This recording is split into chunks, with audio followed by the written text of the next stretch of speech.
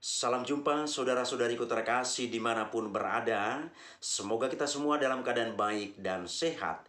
Dan semoga Tuhan yang Maha Baik selalu dan senantiasa menyertai kita. Saudara-saudari, inilah salam khas dari saya. Karena kita semua berharap Tuhan itu selalu dan senantiasa menyertai kita dalam seluruh hidup kita. Baik itu dalam pekerjaan dan hal-hal lain yang kita lakukan. Saudara-saudari, sesi ini saya mau bicara tentang komuni pertama dan juga pelayan komuni pertama atau orang-orang yang terlibat di dalam pelayanan sakramen ini. Saudara dan saudariku terkasih, bicara tentang penerimaan komuni pertama atau menerima komuni pertama, ini adalah sesuatu yang menarik untuk kita lihat bersama. Dengan menerima komuni pertama, ini menandakan bahwa seorang beriman Katolik untuk pertama kalinya menyambut tubuh dan darah Tuhan Yesus Kristus. Maka momen ini sangat istimewa bagi seorang beriman Katolik dalam hidupnya. Maka di setiap daerah kita perhatikan itu memiliki tradisi yang berbeda-beda. Ada yang ketika menerima komuni pertama, suasananya biasa-biasa saja. Artinya apa? Keluar dari gereja, tidak ada acara yang dibuat di rumah. Suasananya biasa saja. Ada di daerah tertentu yang ketika anaknya atau keluarganya setelah menerima komuni pertama, mereka kembali ke rumah kemudian membuat satu acara kecil-kecilan untuk mensyukuri momen istimewa ini.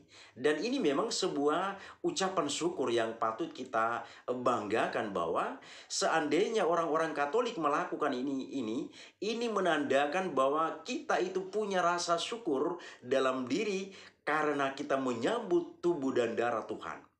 Kemudian saudara-saudari, ada di daerah lain lagi ketika momen komuni pertama ini, anak atau saudaranya menyambut di gereja pada saat perayaan Ekaristi. Lalu setelah kembali ke rumah dibuat acara yang begitu besar sebagai ungkapan syukur dari keluarga tersebut. Ini sangat baik, ini sangat luar biasa. Dan kita lihat atau kita perhatikan tradisi ini bisa kita lihat di daerah Nusa Tenggara Timur. Saudara-saudari kita di Nusa Tenggara Timur, ketika keluarganya atau anaknya, saudaranya menerima komuni pertama atau sambut pertama ya, sambut pertama. Setelah sampai di rumah, dilakukan atau dilangsungkan acara yang begitu besar. Maka tradisi ini bisa kita lihat, kita temukan di Nusa Tenggara Timur. Jadi setelah komuni pertama, di rumah akan dilangsungkan sebuah acara untuk ucapan syukur. Nah, ini kita lihat peristiwa yang sangat meriah, yaitu menyambut peristiwa atau momen penting ini. Setiap keluarga yang anak atau saudaranya mau menyambut komuni, maka setiap keluarga sudah punya persiapan demi persiapan. Dibangunlah tenda di depan rumah, kemudian disiapkanlah hal-hal yang lain untuk itu. Bahkan di NTT kalau menyambut komuni pertama atau mempersiapkan diri menyambut komuni pertama, babi dan kambing semua sudah pada jantungan. Kenapa jantungan? Karena siap-siap untuk dipotong. Maka ini terasa sangat seru, terasa sangat istimewa menghadapi atau menyambut momen penting ini ketika kita berada di Nusa Tenggara Timur. Jadi luar biasa di sana saudara dan saudariku terkasih. Bahkan di NTT sendiri kalau ada pesta seperti ini, apalagi komuni pertama, ada istilah muda-mudi di sana itu namanya cungkil matahari. Mungkin kita di daerah lain, kita itu bingung dengan istilah ini. Cungkil matahari. Artinya apa? Orang itu berpesta, berjoget, mengucapkan syukurnya mulai pulang dari gereja sampai dengan malam, bahkan sampai besoknya matahari terbit. Maka dikatakan cungkil matahari. Jadi sampai matahari itu terbit, mereka masih mengungkapkan kegembiraannya dengan berjoget ria.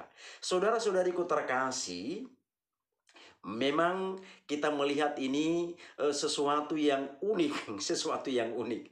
Tapi begitulah cara umat beriman Katolik yang ada di Nusa Tenggara Timur mengungkapkan kegembiraannya ketika anak atau saudaranya menyambut komuni kudus. Apalagi anak itu atau saudaranya, itulah momen pertama yang momen istimewa ketika Yesus disambut dalam hidup anak atau keluarga mereka. Maka sebagai ungkapan syukur dilangsungkan sebuah pesta yang sangat besar untuk momen istimewa ini. Saudara-saudariku terkasih, barangkali ini juga bisa kita lihat, kita bawa juga ke daerah kita masing-masing, bahwa perlu kita sebagai umat beriman Katolik itu mengucapkan syukur bahwa anggota keluarga kita itu menyambut tubuh dan darah Tuhan untuk pertama kalinya dalam hidup keluarga kita itu. Jadi ini momen yang sangat baik, hal yang sangat baik yang patut kita banggakan sebagai seorang beriman Katolik. Saudara-saudari, bicara tentang pelayan sakramen ini, kita lihat di sana adalah seorang imam. Seorang imam ya, imamlah yang melayani sakramen ini. Jadi tidak ada yang lain. Kalau ada Bapak Uskup, syukur. Kalau waktu Bapak Uskup ada untuk bisa melayani sakramen ini. Tapi kalau waktu Bapak Uskup tidak ada, maka imamlah yang merayakan perayaan istimewa ini. Nah, di dalam perayaan itu, umat sering juga bertanya, bahkan pernah suatu kesempatan umat komplain. Kenapa komplain? Ketika penerimaan atau pembagian komuni itu di dalam perayaan itu, ada prodiakon ikut membagikan komuni kepada peserta komuni pertama. Dan umat rupanya tidak puas dengan itu. Umat tidak puas dengan itu. Umat sebenarnya menuntut di sana bahwa imamlah yang harus melayani komuni pertama kepada anak mereka. Karena itu adalah momen istimewa, kesempatan yang sangat istimewa bagi anak mereka itu. Maka paling tidak imamlah yang menerimakan komuni itu kepada anak atau putra-putri mereka. Jadi pernah satu kesempatan umat komplain gara-gara prodiakon membantu membagi komuni ini. Saudara-saudariku terkasih, pertanyaannya barangkali ada dalam benak kita. Seorang PLB, ikut PLB di tempat lain itu terkenal dengan istilah prodiakon, ada juga mengenal PLB, pelayan luar biasa ya. Bahkan ditambah lagi pelayan luar biasa komuni suci, PLBKS. Pertanyaan kita, apakah seorang PLBKS atau seorang prodiakon dibolehkan untuk membagikan komuni kepada para peserta penerima komuni pertama? Jawabannya adalah boleh-boleh saja. Boleh-boleh saja. Dan itu sah-sah saja. Tidak ada masalah. Karena apa?